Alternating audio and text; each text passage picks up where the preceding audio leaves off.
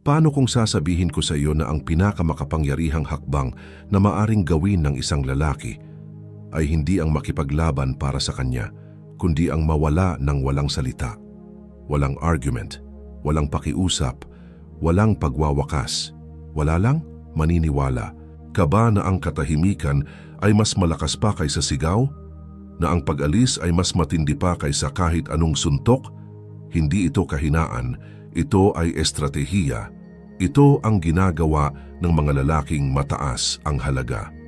Ang mga maskuladong lalaki ay hindi tumatakbo.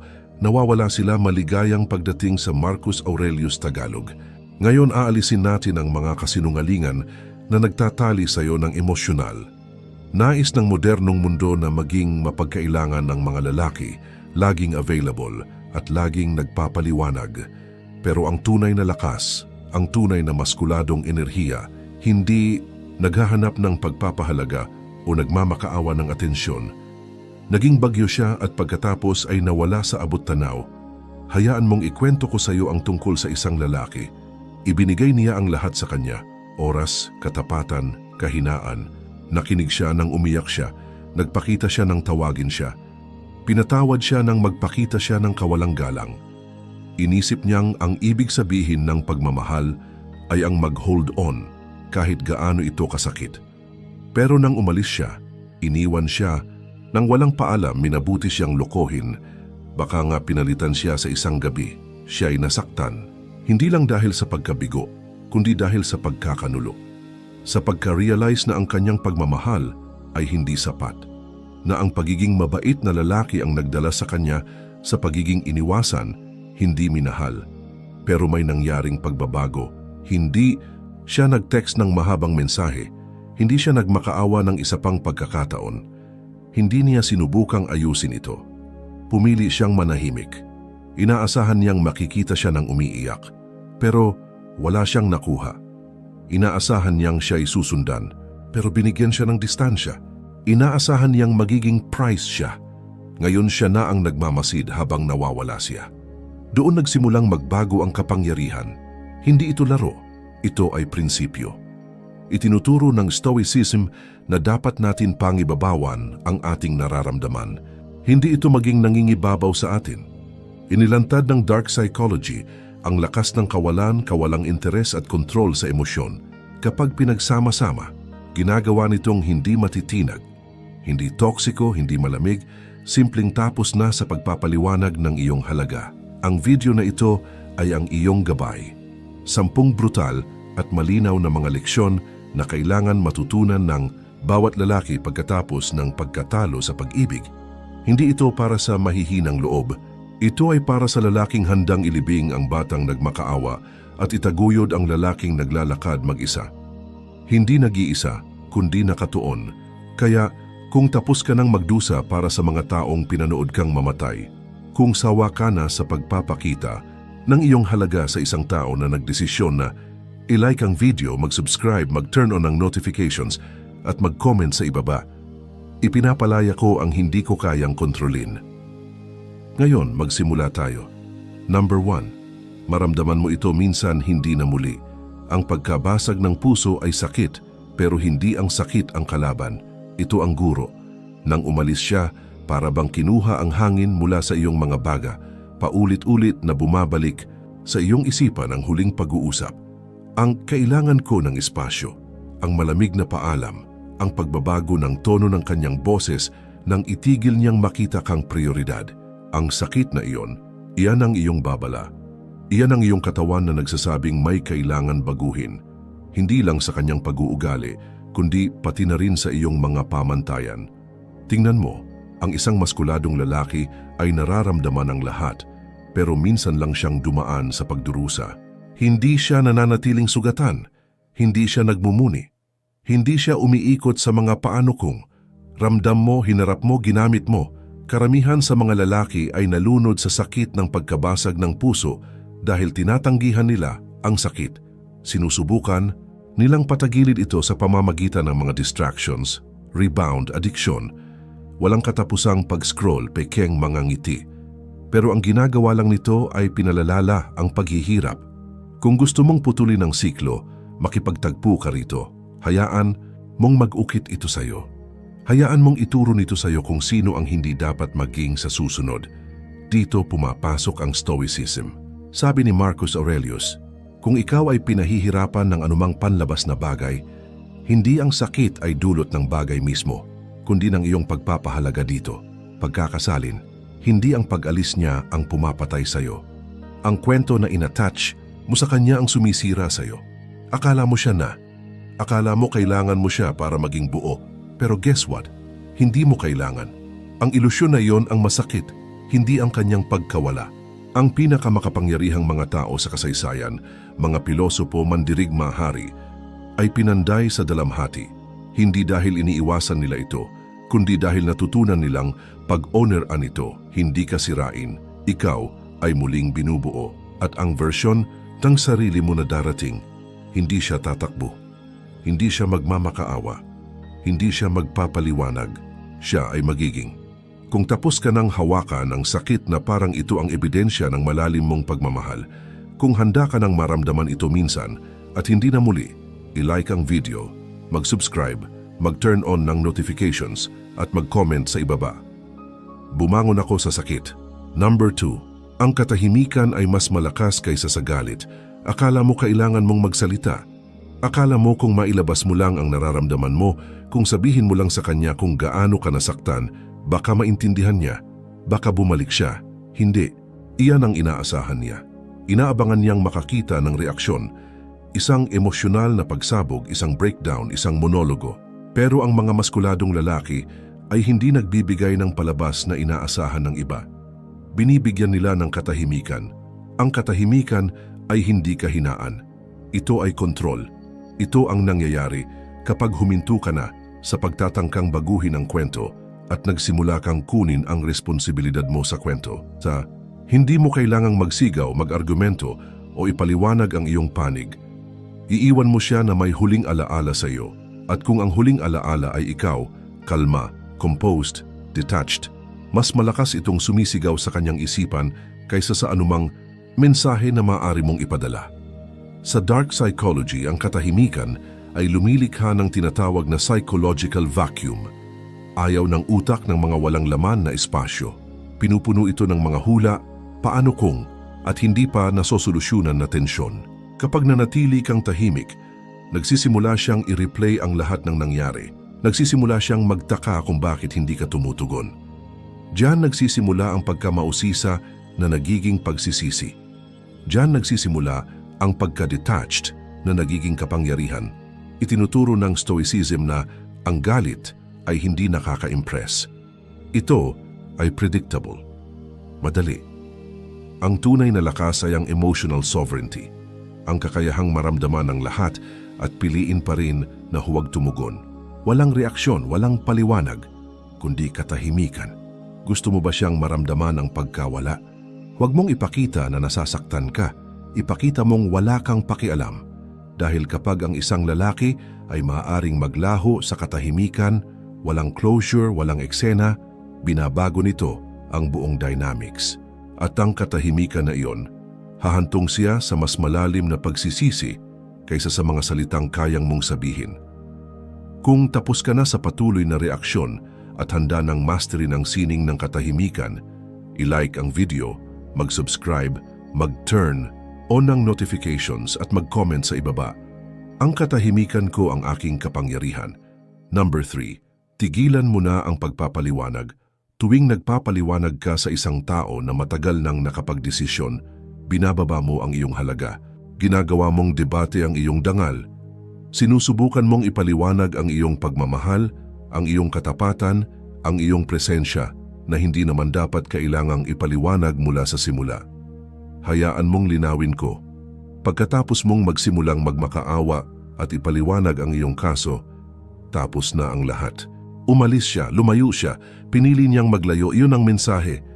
Hindi mo na kailangang i-decode ito, hindi mo na kailangang magbigay ng listahan ng mga dahilan kung bakit naging mabuti ka sa kanya. Alam niya, naalala niya, ngunit hindi umaalis ang mga tao dahil nakakalimutan nila ang halaga mo. Umaalis sila dahil akala nila hindi ka aalis. Tigilan mo na ang pagsubok na maintindihan ng isang tao na nakikinabang sa hindi pagkakaintindi sa'yo. Ang maskuladong lalaki ay hindi desperado na marinig. Nagsasalita siya ng isang beses, namumuhay siya ayon sa kanyang code. Kung hindi nila maintindihan, pwede silang umalis. Kapag hinahabol mo ang kalinawan mula sa isang tao na nag-ghost sa'yo, nag-disrespecto sa'yo o pinalitan ka, ibinibigay mo sa kanila ang lahat ng iyong kapangyarihan. Maliwanag ito sa dark psychology. Mas hinahabol mo ang validation, mas kaunti ang nakukuha mo. Ang mga tao ay likas na pinahahalagahan ang kakulangan. Kapag laging available ka, laging nagpapaliwanag, laging humahabol, tinataboy ka nila. Ngunit maglaho ka ng walang salita at ngayon ikaw ay isang misteryo. Ang misteryo ay lumilikha ng halaga. Ang stoicism ay tungkol sa paggalang sa sarili. Hindi mo kailangang ipagtanggol ang iyong halaga. Ipinapakita mo ito sa katahimikan. Naglalakad ka ng may paninindigan, hindi pagpapaliwanag. Kung mali ang paghusga sa iyo, ayos lang. Hindi iyon iyong pasanin. Iyon ang kanilang pagkatalo. Kaya kung tapos ka na sa pagpapaliwanag ng iyong presensya sa mga taong tinuring ito bilang isang option, i-like ang video, mag-subscribe, mag-turn on ng notifications, at mag-comment sa ibaba. Hindi ako humahabol, ako ang inaakit. Number 4, ang batas ng kawalang interes. Ang kawalang interes ay hindi malamig. Hindi ito pagkaasim. Hindi ito pagpapanggap na wala kang pakialam. Ito ay tunay na hindi na pagkakaroon ng pakialam. Iyon ang pagbabago. Iyon ang sandali na tumigil kang mag-orbit sa kanyang atensyon at nagsimulang tumayo sa iyong sariling gravity. Dahil kapag hindi na siya makakontrol sa kung paano ka makaramdam, nawawala ang kanyang pagkakahawak sa iyo. Narito ang katotohanan. Ang atensyon ay kapangyarihan at alam ito ng mga babae. Kapag siya ay lumayo na nahimik o tinutest ang iyong reaksyon, pinagmamasdan niyang makita kung mayroon pa siyang impluensya. Ang mahihinang lalaki ay nahuhulog sa bitag. Siya ay naduduwal, nagdodoble text siya. Nagpo-post siya ng cryptic messages. Sinusubukan niyang mag-trigger ng reaksyon. Ang maskuladong lalaki, hindi gumagalaw, hindi siya nanginginig. Inilalapat niya ang batas ng kawalang interes, sabi ng batas na ito. Anuman na hindi tumutugma sa iyong kapayapaan ay walang halaga. Hindi mo siya hinahabol, hindi mo siya kinamumuhian, hindi mo lang siya kailangan. Ang banayad na pagbabagong ito sa enerhiya, iyon ay psychological warfare dahil ngayon siya ang hindi sigurado. Siya ang nanonood ng iyong mga galaw. Nagtataka kung paano ka nakapag-detach ng ganun kadali. Ganun kabuo, ganun katagal. Ang kawalang interes ay nakaugat sa paggalang sa sarili. Tinuruan tayo ng stoicism na hindi dapat ang ating mga emosyon ay pinamumunuan ng mga panlabas na bagay. Hindi papuri, hindi pagtanggi, hindi pagmamahal. Kapag inalis ng isang tao ang kanilang presensya sa iyong buhay, huwag magmakaawa, huwag magpanggap. Tanggapin mo, ang kawalang interes ay ang pinakatahimik at pinakamatinding anyo ng kapangyarihan dahil hindi ito naghahangad ng paghihiganti. Nakakalimutan nito na kailanman ay kailangan mo pa ito at narito ang pinakamatinding bahagi. Kapag hindi mo na pinansin, doon nila magsisimulang mapansin. Kapag ikaw ay nag-detach, nagiging hindi mahuhulaan ka at wala nang mas kaakit-akit o nakakagulat kaysa isang lalaki na akala nila ay kanilang pag-aari ngunit biglang hindi na nila maabot. Kaya kung tapos ka na sa pamumuhay ng may emosyonal na tali, kung handa ka ng masterin ang batas ng kawalang interes, i-like ang video, mag-subscribe, mag-turn on ang notifications at mag-comment sa ibaba. Ang detachment ay aking disiplina. Number 5, maging salamin siya, hindi alaga. Tuwing siya ay lumalayo at ikaw ay humahabol, tuwing siya ay niyayakap ang kawalang galang at tinatanggap mo ito, tinuturuan mo siya na ang kanyang mga pag-uugali ay walang epekto. Iyon ang ginagawa ng mga alaga. Sila ay sumusunod. Sila ay nagmamakaawa. Sila ay sumusunod sa lahat ng utos. Pero hindi ka narito para maging kanyang emosyonal na alaga. Nandito ka upang maging kanyang salamin. Ang salamin ay hindi humahabol. Ang salamin ay nagre-refleksyon. Kung siya ay magiging malamig, ikaw ay magiging mas malamig. Kung siya ay magkakaroon ng kawalang-galang, ikaw ay magdidistansya. Kung siya ay lalayo, ikaw ay maglalaho. Hindi para maglaro ng laro, kundi upang ipakita sa kanya kung ano ang ipinapakita niya sa iyo. Iyon ay emosyonal na chess, hindi emosyonal na gulo. At kapag napagtanto niyang ang kanyang mga aksyon ay may katumbas na mga epekto, magbabago ang lahat. Nakikita mo maraming lalaki ang iniisip na ang pagiging tapat ay nangangahulugang pagtiis sa kawalang-galang. Nababanggit nila ang walang kondisyon na pagmamahal bilang walang kondisyon na pag-access. Mali. Ang maskuladong lalaki ay hindi nagre-reward sa masamang pag-uugali. Hindi niya ipinaliliwanag ang kanyang mga pamantayan. Tinatanggal na lang niya ang sarili kapag nalabag na ang mga iyon. Iyan ang paraan para maibalik ang kontrol ng hindi itinaas ang iyong boses. Iyan ang paraan upang ipakita ang lakas ng hindi kailangan gumalaw ng isang daliri. Sinasabi ng dark psychology na ang mga tao ay nagbabago lamang kapag ang mga epekto ng hindi pagbabago ay nagiging hindi komportable. Ang epekto ng iyong salamin ay nagdudulot ng hindi komportabling pakiramdam. Hindi mula sa puot, kundi mula sa katotohanan. Dahil kapag nakita niyang siya ay nakatingin sa kanyang sarili sa pamamagitan ng iyong reaksyon, siya ay lalago o aalis. Anuman ang mangyari, ikaw ang nanalo. Anuman ang mangyari, ikaw ang may kontrol. Ang Stoicism ay tungkol sa pagkakasundo, hindi mag-react dahil sa emosyon, kundi kumilos ayon sa prinsipyo. Kung siya ay wala sa balanse, hindi mo siya itatama, pababayaan, mong maramdaman niya ito. At kung siya ay babalik, iyon ay dahil naramdaman niya ang kakulangan. Hindi dahil ikaw ay nagmakaawa para punan ito. Kaya kung tapos ka na sa pagiging tapat sa dysfunction, kung handa ka nang mag-reflect, hindi humabol, i-like ang video, mag-subscribe, mag-turn on ng notifications at mag-comment sa ibaba. Ako ay nagmamatch ng enerhiya, hindi emosyon. Number 6, itayo ang iyong kuta. Umalis siya. Mabuti. Ngayon, gamitin ang sakit na iyon bilang gasolina dahil nang umalis siya, binigyan kanya ng isang bagay na hindi mabibili. Espasyo. Espasyo para muling magtayo, para magbago, para lumikha ng buhay na napakalakas, punong-puno at hindi matitinag na ang pagkawala niya ay nagiging walang halaga. Dito nagsisimula ang pagbabago. Tumigil ka sa paghihintay ng closure at nagsimula kang magtayo ng iyong kuta. Ang gym ay nagiging iyong therapy. Ang trabaho ay nagiging iyong pagtakas. Ang katahimikan ay nagiging iyong armas. Inilalayon mo ang bawat patak ng sakit ng puso para sa pag-unlad. Ang mga stoic na lalaki ay hindi lumulubog sa lungkot. Nagtatrabaho sila. Hindi sila nagpo-post ng mga malulungkot na quote. Nagtatayo sila ng mas malakas na katawan, mas mabuting ugali, mas maayos na sistema. Hindi ka bumangon mula sa sakit ng puso sa pamamagitan ng pagsasalita tungkol dito. Bumangon ka sa pamamagitan ng paglabas dito. Hindi ito para ipakita sa kanya. Hindi ito tungkol sa pagpapagalit sa kanya. Ito ay tungkol sa pagiging version ng iyong sarili na hindi na muling magmamakaawa.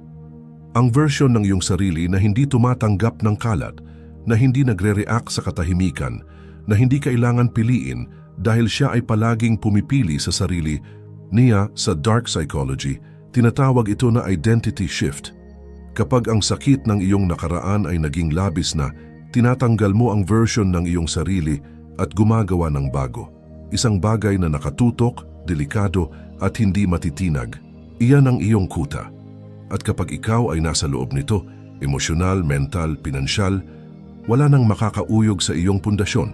Kaya huwag tanungin kung iniisip ka pa niya. Huwag magtaka kung babalik pa siya. Marahil ay babalik siya, pero sa mga oras na iyon, ikaw ay magiging ibang tao. Ang lumang version na nakilala niya, hindi na siya umiiral.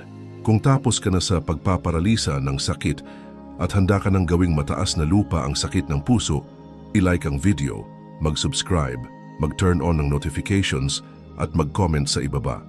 Nagbubuild ako habang sila ay naglalaho. Number 7.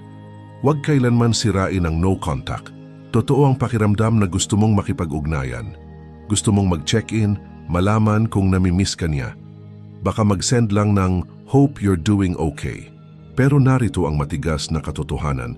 Tuwing sinisira mo ang no contact, binabalik mo ang iyong paggaling, ibinabarter mo ang iyong lakas para sa isang mabilis na dopamine hit. At para saan? Isang pirasong tinapay? Isang malamig na sagot? Hindi aksidente ang kanyang katahimikan. Kaya ang iyong katahimikan ay dapat isang desisyon. Ang no contact ay hindi isang taktika. Isa itong pagbabago. Ito ay ikaw na kumukuha muli ng iyong respeto sa sarili. Ito ay ikaw na humihiwalay mula sa emosyonal na kasino kung saan ang bahay ay laging nananalo.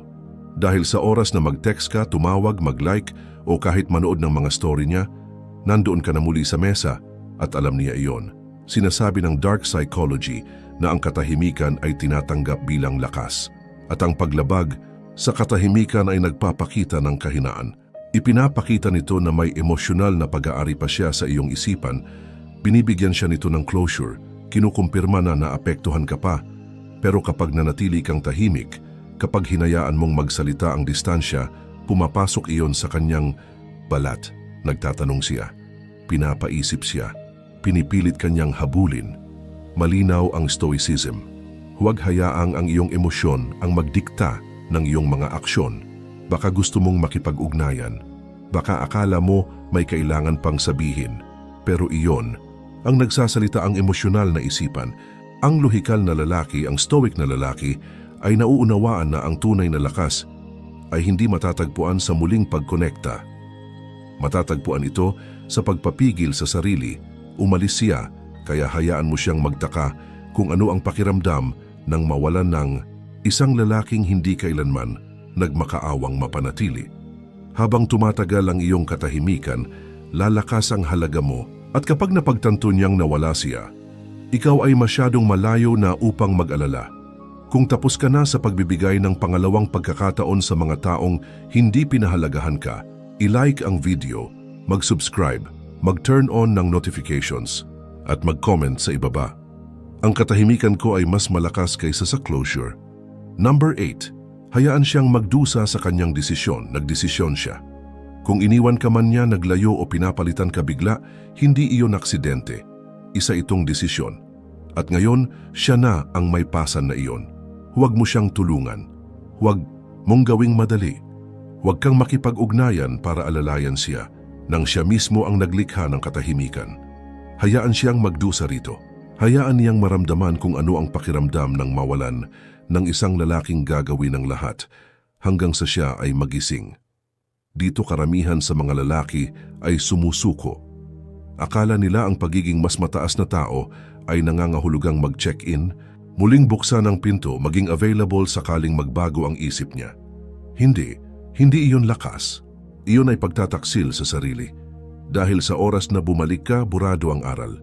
Ipinagpapala mo ang masamang asal. Sinasabi mo sa kanya, pwede mo akong saktan at nandito pa rin ako. At iyan ang eksaktong dahilan kung bakit ka natatali. Gusto mong baguhin ang dinamika ng kapangyarihan. Huwag magmakaawa para siya ay magbago ng isip.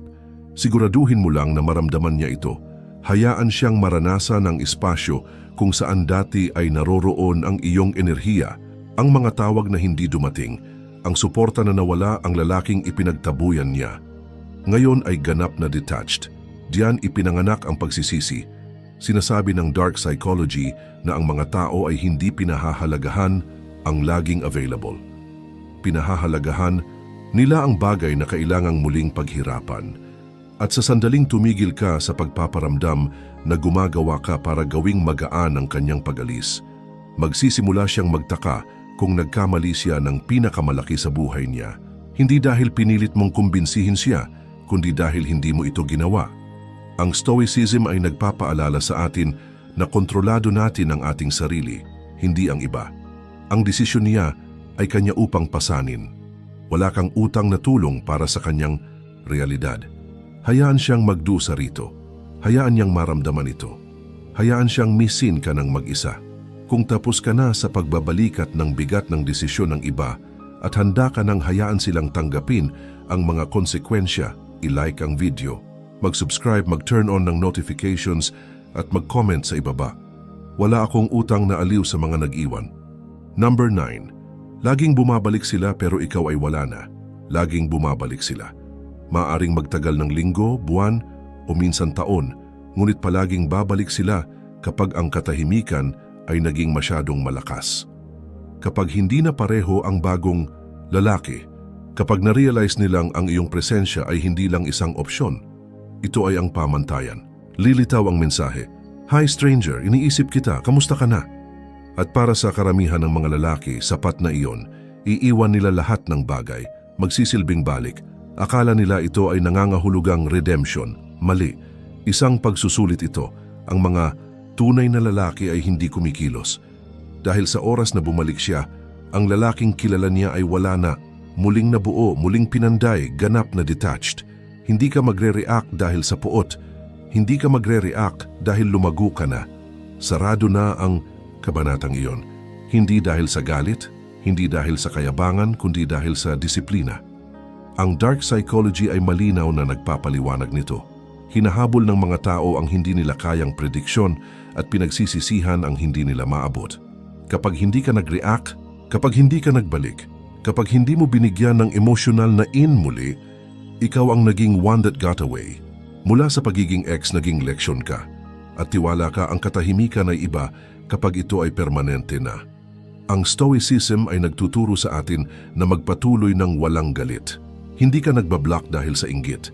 Hindi ka nag-ghost dahil sa galit. Mag-evolve ka lang ng lampas sa pangangailangan ng closure, koneksyon o kuryosidad. Nakita mo na kung sino sila at pinili mo ang iyong sarili. Iyan ang huling hakbang, hindi paghihiganti, kundi indifference.